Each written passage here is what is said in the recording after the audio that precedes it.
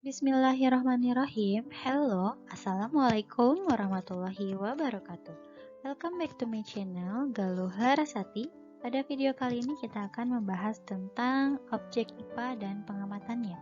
Sebelum itu jangan lupa like, share, and subscribe ya. Terima kasih. Materi pokok yang akan dibahas pada video kali ini ada 4. Yang pertama tentang objek IPA, yang kedua tentang metode ilmiah, yang ketiga tentang pengukuran, dan yang keempat tentang alat ukur. Bahasan yang pertama tentang objek IPA. Sebelum itu saya mau tanya dulu nih, apa sih yang kalian ketahui tentang IPA? Jadi IPA adalah fakta yang diperoleh berdasarkan penelitian secara cermat dan sistematis. Penelitian ini berkaitan dengan segala sesuatu yang berkaitan dengan kehidupan. Itu adalah pengertian dari IPA. Nah, objek IPA itu sendiri ada 4 bidang ilmu nih. Yang pertama, bidang fisika. Ini ilmu yang mempelajari tentang aspek mendasar dari alam seperti materi, energi, cahaya, bumi, getaran, dan gelombang. Yang kedua ada bidang ilmu kimia, ini berkaitan dengan materi dan perubahannya. Contoh, proses metabolisme yang ada di dalam tubuh atau proses fotosintesis itu dipelajari di bidang kimia. Yang ketiga ini ada bidang biologi, mempelajari sistem kehidupan. Jadi segala sesuatu yang berkaitan dengan makhluk hidup ini dipelajari di biologi. Yang keempat ada ilmu bumi dan antariksa. Ini berkaitan dengan sistem tata surya, mulai dari bumi, bintang, planet, dan lain-lainnya. Proses penyelidikan IPA atau kegiatan ilmiah dari IPA itu mencakup 3 proses dasar. Yang pertama ada pengamatan, jadi kalian mengamati sesuatu, meneliti sesuatu gitu kan. Yang kedua ada membuat inferensi, ini ibaratnya kayak kesimpulan berdasarkan asumsi atau pengamatan yang kalian buat. Baru berdasarkan itu aja, baru berdasarkan pengamatan aja. Dan yang ketiga ini publikasi atau mengkomunikasikan hasil penyelidikan kalian ke orang lain atau ke publik gitu. Nah, ini pengamatan itu ada 2 jenis, ada pengamatan kuantitatif dan pengamatan kualitatif. Kalau pengamatan kuantitatif ini menggunakan alat ukur dengan satuan baku, misalnya kalian mau mengukur tinggi dari pohon, suatu pohon kan, itu biasanya menggunakan meteran. Nah, satuannya apa? Oh, satuannya meter. Itu disebut sebagai pengamatan kuantitatif. Jadi ada alat ukurnya nih. Kalau kualitatif, kalian melakukan pengamatan menggunakan alat indera. Jadi kalian misalnya mau mengamati tentang bunga kembang sepatu. Oh, ternyata kembang sepatu warnanya merah ya. Kelopaknya ada berapa nih? Oh, ada 5. Oh, putiknya ternyata ada di atas benang sari. Jumlah daun bunganya berapa ya? Seperti itu. Itu namanya pengamatan kualitatif. Jadi bedanya apa? Kuantitatif itu berupa angka, sedangkan kualitatif berupa deskripsi atau penjabaran tentang suatu objek. Ini ada soal 1, tolong dikerjakan di buku tulis kalian masing-masing ya. Di screenshot aja biar cepet. Oke, lanjut. Nah, bahasan yang kedua mengenai apa nih? Metode ilmiah. Apa sih metode ilmiah? Metode ilmiah adalah langkah-langkah atau tata cara untuk melakukan penelitian. Nah, tata cara atau langkah-langkah ini dilakukan secara sistematis atau berurutan. Gitu, nggak boleh asal-asalan. Itu disebut metode ilmiah. Sebelum itu kalian harus tahu dulu nih sikap yang harus dimiliki, sikap ilmiah yang harus kalian miliki. Yang pertama, rasa ingin tahu. Jadi kepo-nya banget. Kamu tuh pengen tahu tentang segala sesuatu. Ini kenapa bisa begini ya? Itu kenapa bisa begitu ya? Jadi kepoan gitu. Sikap ilmiah itu. Yang kedua itu jujur udah pasti ini harus dimiliki oleh kalian, mau kalian seorang peneliti atau bukan, tuh harus dimiliki oleh setiap orang, jujur ya. Yang ketiga objektif, jadi ya udah kalian meneliti suatu objek atau suatu hal itu apa adanya. Nggak kalian ubah-ubah, nggak terpengaruh sama objek lain. Jadi ya udah objektif gitu aja. Yang keempat, ada tekun nih. Jadi harus rajin bener-bener, nggak boleh malas-malasan. Yang kelima, teliti. Jadi bener-bener harus nggak boleh ceroboh ya. Teliti itu bener-bener nggak boleh ceroboh, jadi harus cermat juga. Yang keenam nih, terbuka. Jadi kalian mengkomunikasikan, memberitahu ke orang lain tentang hasil penelitian kalian ini apa adanya. Gitu. Nah, langkah metode ilmiah ini ada 6. Yang pertama, merumuskan masalah. Jadi biasanya diawali dengan pertanyaan apa, mengapa, dan bagaimana. Yang merumuskan masalah. Tuh kan. Kalian setelah ingin tahu, ini kenapa bisa begini ya? Kok itu bisa begitu? Gitu. Jadi dirumusin dulu masalahnya. Apa yang pengen kalian cari tahu? Itu dirumuskan masalah.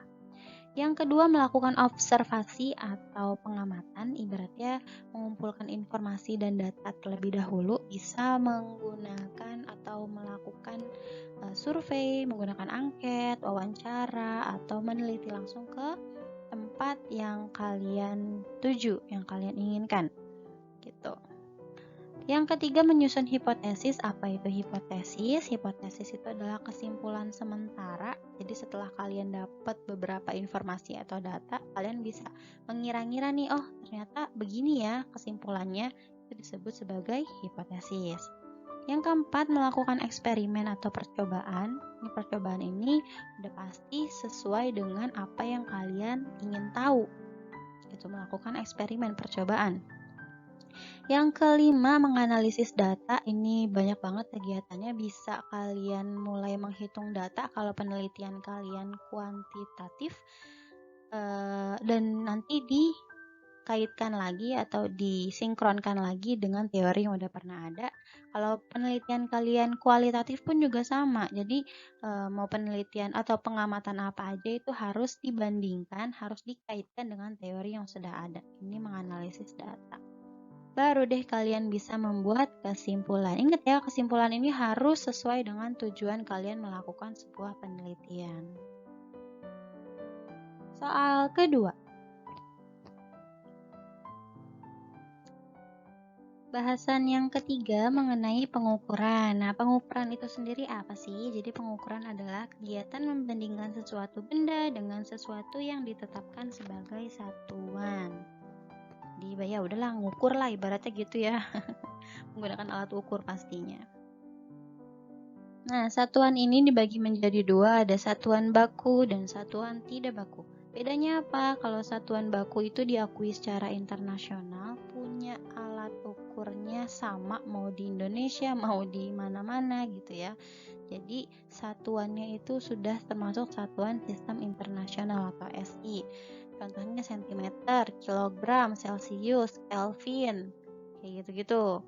Nah, kalau satuan tidak baku, ini hasil pengukurannya berbeda antara orang yang satu dengan orang yang lain. Kalau misalnya kalian nih iseng ngukur panjang meja. Kalian ngukurnya itu hasilnya 5 jengkal. Sedangkan ayah kalian kalau ngukur meja yang sama itu bisa aja hasilnya menjadi 4 jengkal. Itu yang disebut sebagai satuan tidak baku. Jadi menggunakan anggota tubuh dari si pengukur. Apa itu besaran? Besaran adalah segala sesuatu yang dapat diukur. Nah, besaran ini ada dua nih. Ada besaran pokok dan besaran turunan. Kalau besaran pokok ini satuannya didefinisikan terlebih dahulu atau yang lebih sering disebut sebagai satuan sistem internasional. Sedangkan besaran turunan satuannya diturunkan dari satuan besaran-besaran pokok. Kalau saya nginget-ngingetnya besaran pokok itu ya udah paten gitu, nggak bisa berubah. Tapi kalau besaran turunan ini harus besaran yang harus dihitung dulu, kayak luas, volume, terus habis itu ada percepatan, daya, gaya, gitu-gitu. Nanti kita lihat di tabel ya. Nah, ini besaran pokok dulu, ada panjang, masa, waktu, suhu, kuat arus, intensitas cahaya, jumlah zat. Ini ada di buku kalian masing-masing pasti, jadi tinggal dibaca-baca lagi aja atau kalian salin di buku tulis boleh. Ingat ya, panjang itu satuannya meter, suhu itu Kelvin ya, satuan sistem internasionalnya bukan Celcius. Kuat arus satuannya ampere. Ini disebut besaran pokok. Di mana-mana sama, di Indonesia begini, di luar negeri juga begini gitu. Kalau besaran turunan ini harus dihitung dulu. Maksudnya dihitung ya, contoh aja di sini ada luas kan, luas satuannya meter persegi, volume satuannya apa, meter kubik. Jadi segala sesuatu yang harus hitung-hitung dulu. Maksudnya gimana? Meter persegi berarti meter kali meter, meternya ada 2 kan? Iya kan? Kalau luas apa rumusnya? Panjang kali lebar. Panjang sama lebar satuannya apa? Meter, dua-duanya kan? Meter kali meter, meter kuadrat. Gitu ya.